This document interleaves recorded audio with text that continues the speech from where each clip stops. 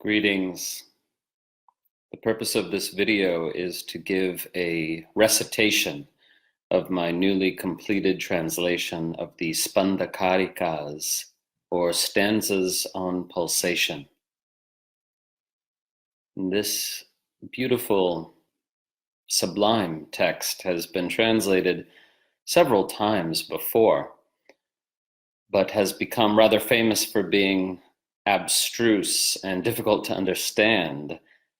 So that's why I felt it was important to make a new translation that was not so difficult to understand.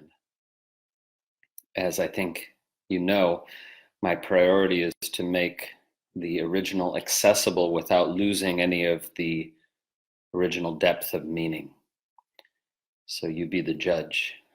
But here in this video, I'm just going to read through my translation of only the verses, the 51 Sanskrit verses of the Spanda Kārikā in English translation. And the author of these verses, the great Siddha named Spanda Kārikā, he composed a commentary as well where he explained what he meant by the verses, so there wouldn't be any confusion. And I'm not going to read that because it's in the verses that we find the poetry of the text. Now, when this is published, of course, I will focus quite a bit on the author's commentary on his own verses as well, so we can truly understand every little detail of the transmission from this great Siddha, or accomplished master. But here we want to encounter, or I would like to invite you to encounter the text as spiritual poetry, but it's not superficial or fluffy poetry by any means, right? It's incredibly profound. It's absolutely layered with meaning upon meaning. So you could listen to this over and over again and still be extracting more and more from it. So what I want to stress here before I start reading the text is there's two different ways of learning. One is engaging the intellect and really figuring stuff out and coming to understand it conceptually. And that is important. That has a place. This tradition teaches that that has a place. But also to simply receive the teachings on a deeper than conceptual level, to receive them as a transmission. That's what this video is for. And I'd like to invite you even to close your eyes. There's no reason you need to watch me reading you the text. After all, the words are those of a Siddha master who lived 1,300 or 1,200 years ago. And yes, it's my translation, but I want you to receive it as it really is, which is coming down to you through centuries, an almost impossible miracle by which the intention of this realized being, this great and beautiful human named Kalaka, reaches you in the here and now, in the year 2020. This text having been composed in the year approximately 850 or 870, somewhere in there. So I recommend that you close your eyes. Maybe you want to listen to this video with the brightness turned down. Maybe you want to hear it as you're lying in bed at night, about to go to sleep. Maybe you want to hear it in the morning. Maybe you want to hear it at any time. Maybe you want to hear it over and over again because it will penetrate deeper and deeper into non-conceptual understanding as you take it in on this deep level. And like I said, intellectual study of the text is also important. But this video is about receiving the transmission from this great master, the disciple of Vasugupta, who revealed the Shiva Sutras, Spanda Kārikā. So now the Spanda Kārikās. I'll recite the first verse in Sanskrit as well, because the first verse is a benediction verse. It has special power. So I'll recite just the first verse in Sanskrit, and then all the rest in English. And I'll give two different translations of the first verse. And there's only twice in the text where I'll give alternate translation. Verse 22, I'll also give two different translations because it's so important, and two different translations of verse 1. Other than that, one translation of each verse. And I'll say the verse numbers, but I'm not going to offer any commentary whatsoever. This is just a reading of the translation.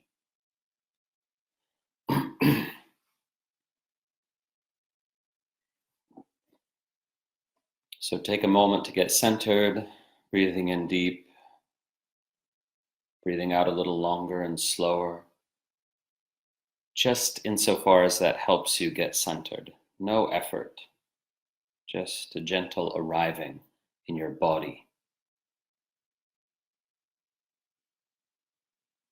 in your awareness.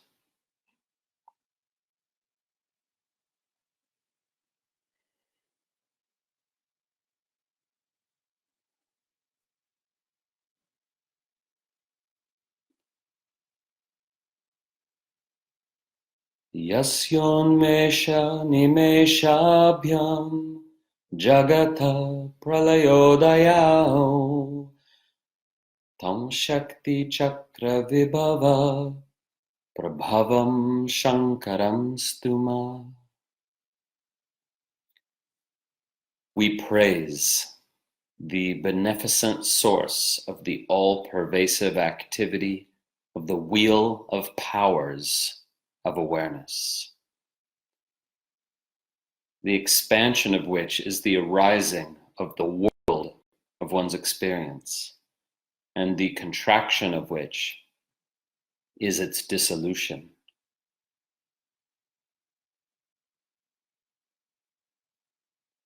Alternate translation. We praise that Shiva, who is the source of the all-pervasive glory of the wheel of powers of consciousness. When he opens his eyes, the world appears, and when he closes them, it dissolves.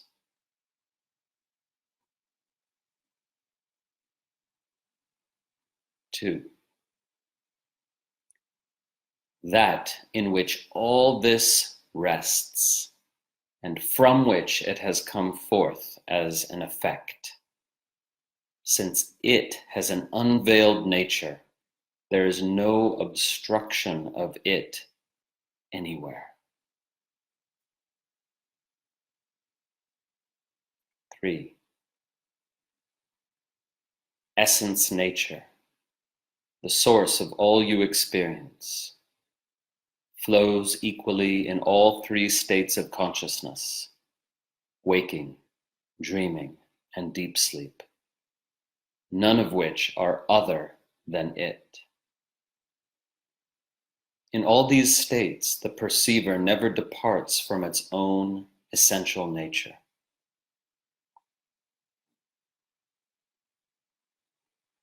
4. I am happy. I am suffering. I am attached, and so on. These experiences clearly operate within another larger being, in which states of happiness and so on are strung together like beads on a string.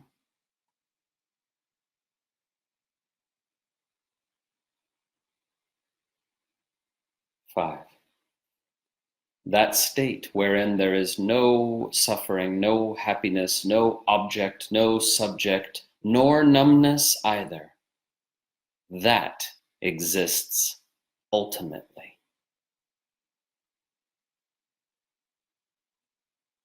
6 and 7. that underlying reality due to which this group of faculties, though insentient in themselves, spontaneously come to possess sentience, and, along with the inner circle of powers, are able to move forth, thereby creating experience, remain, and withdraw, thereby dissolving it. That is worthy of investigation with diligence and care, since natural and innate freedom inheres in it incompleteness.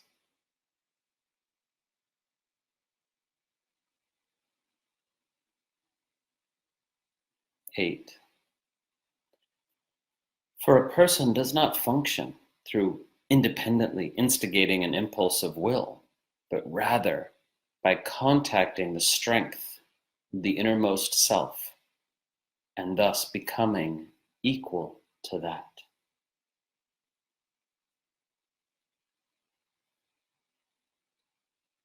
Nine.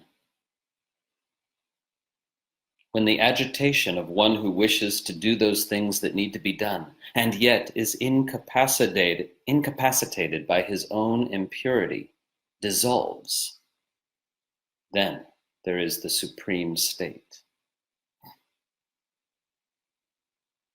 10.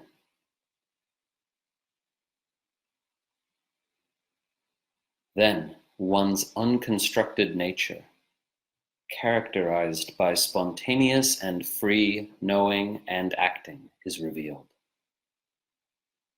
by which one knows and does all that is desired.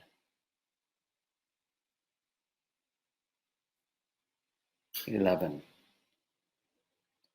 How can the cycle of wrongdoing and suffering apply to one who remains surveying her essence nature with the felt sense that it indeed presides over the whole universe of one's experience, abiding, as it were, in a state of wonder?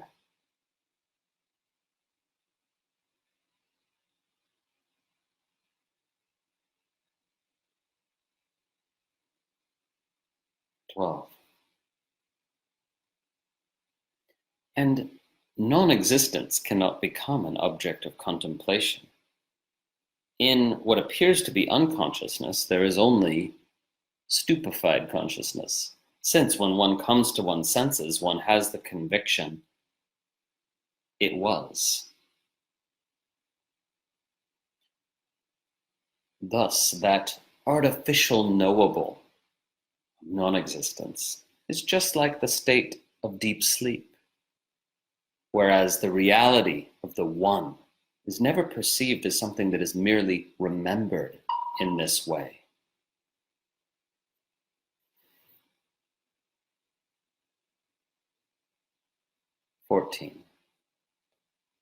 Here, in this world, there are two states called agency and effect.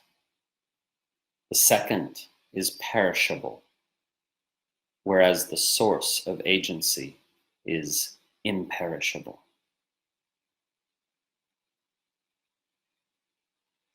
15. Only effort towards effects and goals can disappear in this non-dual practice. When that effort disappears, the foolish person feels that without it, he is nothing.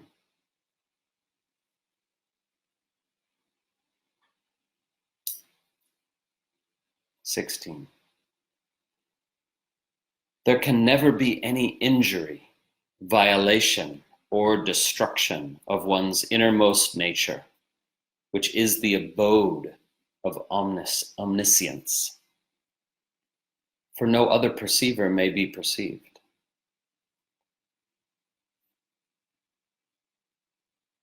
17.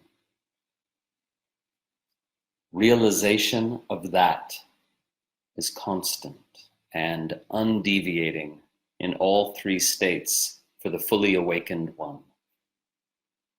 whereas for others it is perceived at the beginning and ending of each state. 18. The all-pervasive Lord appears in the states of waking and dreaming, united with the supreme power, or Shakti, in the form of cognition and that which is cognized. In the other two states of deep sleep and samadhi, he appears as pure consciousness.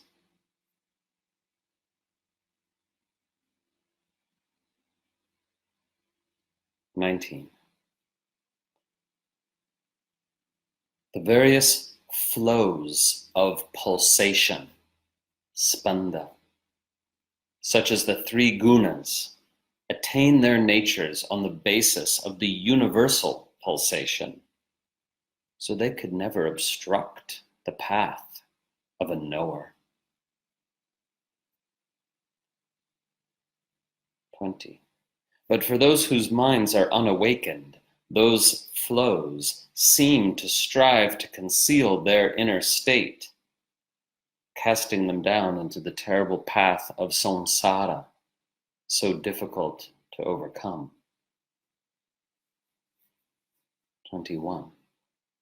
Thus, one who constantly applies himself or herself to the discernment of the principle of pulsation, the Spanda Tattva, quickly discovers her innate nature, even in the everyday waking state.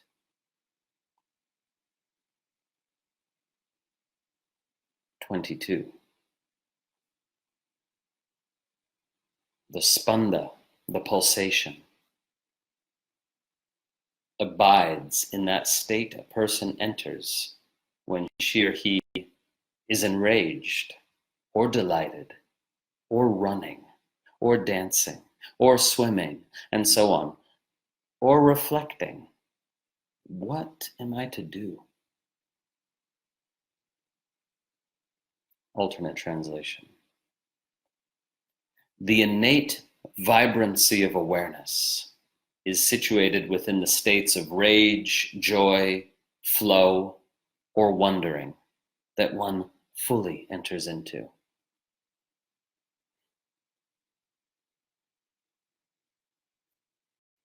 23. Relying exclusively on that state, one abides in that innate vibrancy, resolving, I will certainly do whatever it tells me.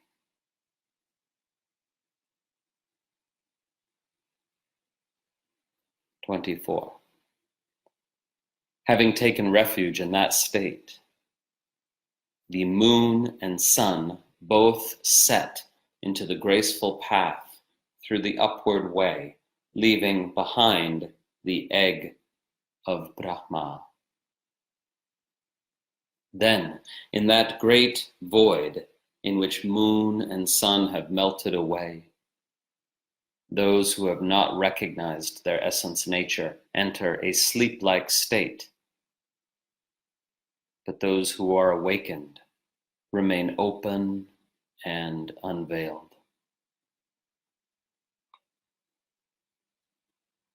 That was 25.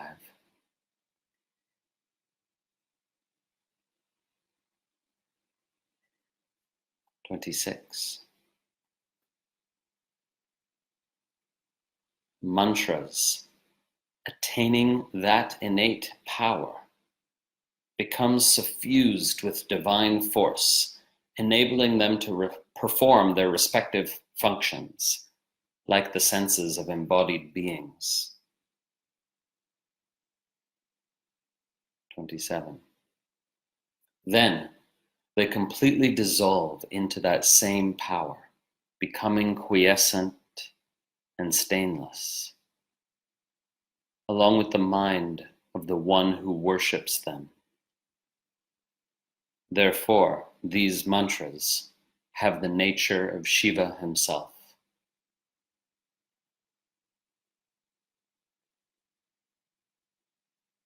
28 and 29.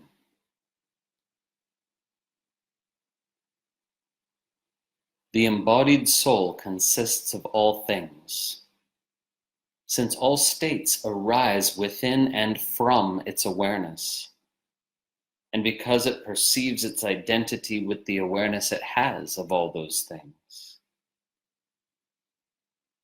Therefore, that state which is not Shiva does not exist in word, thing, or thought. It is only the experiencer, which is everywhere and always existing as the very substance of that which is experienced.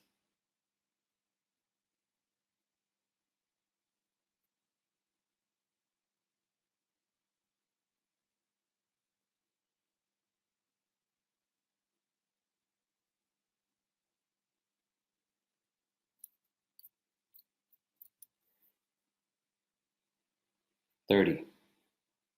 One who has this kind of realization, seeing the whole world as a divine play, permanently connected, is liberated while embodied, without a doubt."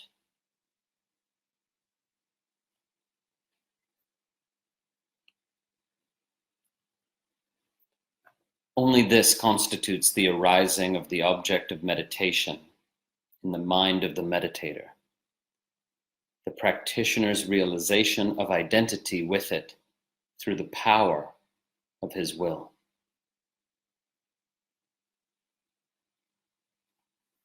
"32. Only this is the attainment of the nectar of immortality. Only this is grasping the nature of identity. And this is the true liberating initiation, the nirvana diksha that bestows the state of Shiva.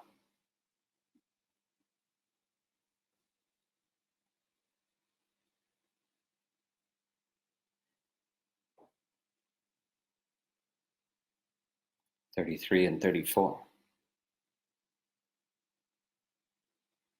The one who ordains and orders all things, when entreated with an impulse of pure desire, causes the moon and sun to rise, and bestows those goals residing in the heart of an embodied being who is awake. In the same way, even while dreaming, that one residing in the center always clearly reveals all desired things and goals, because that one never disregards any loving entreaty."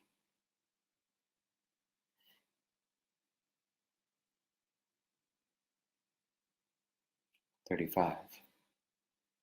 Otherwise, the generation of objects of experience continues of its own accord in the states of both waking and dreaming, just as it does for worldly folk.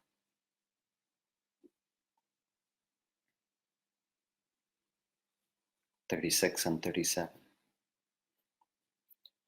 Just as any object or experience might be unclear when first seen, even by one with an attentive mind, yet appears more clearly when recognized through the exertion of one's innate capacity of perception. In the same way, by seizing hold of the innate capacity of awareness, anything that exists becomes immediately manifest to the awakened one as it really is, whatever be its form, locus, or condition.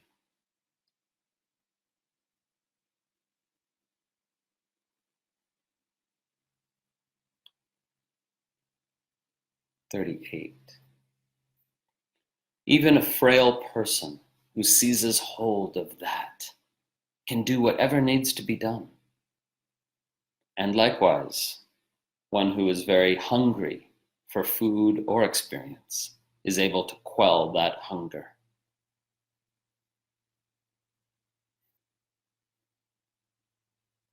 39. when the body is sustained and governed by this essence nature, one knows everything one needs to know about it. In the same way, due to abiding in one's self, the same will apply with reference to every situation. 40. Depression is like a thief in the body. Its source is lack of awareness of one's true nature. If it is eliminated by the unfolding of that, how could it return once its cause is no more?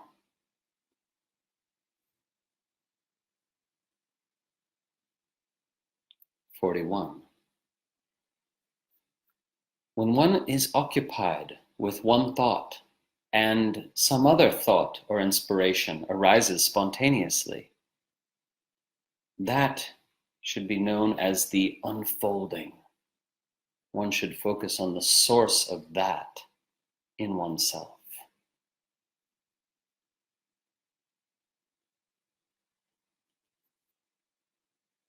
From that source, bindu.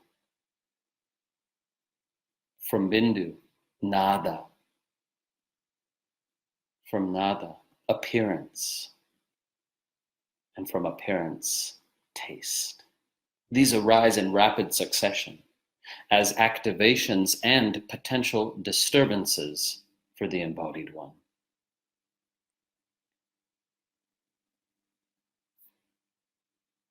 43. But when one abides, meeting everything with openness, then, well, what is the use of talking much? One must experience that for oneself.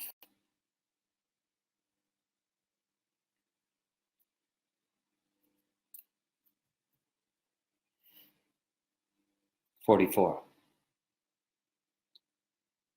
Perceiving the whole field with wisdom, that one remains ever awake.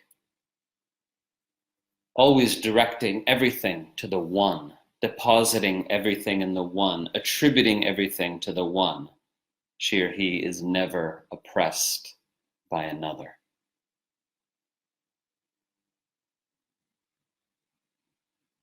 45. By contrast, one whose innate glory is seemingly removed by the limiting powers and has become a plaything of the various powers that arise from the mass of phonemes, is known as a bound creature.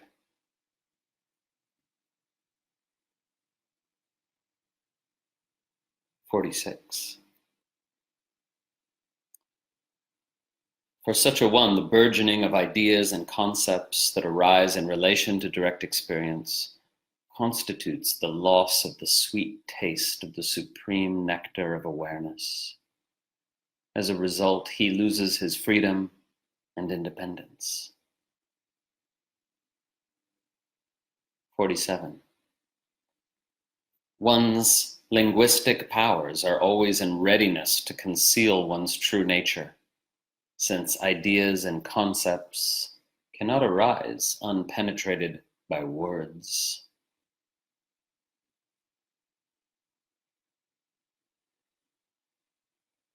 48. This power of God, called Kriya Shakti, the capacity to act, lives in the unenlightened as a binding force. Yet, when she is realized on her own path, she brings about all attainments.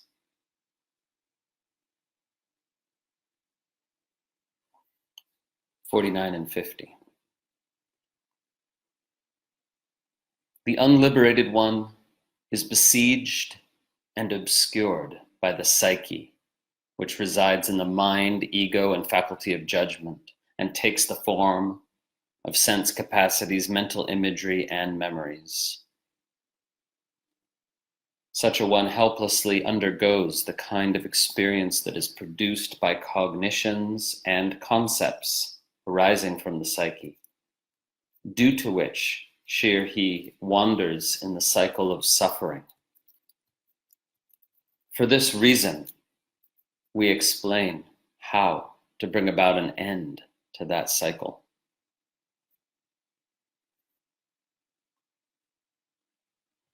'51.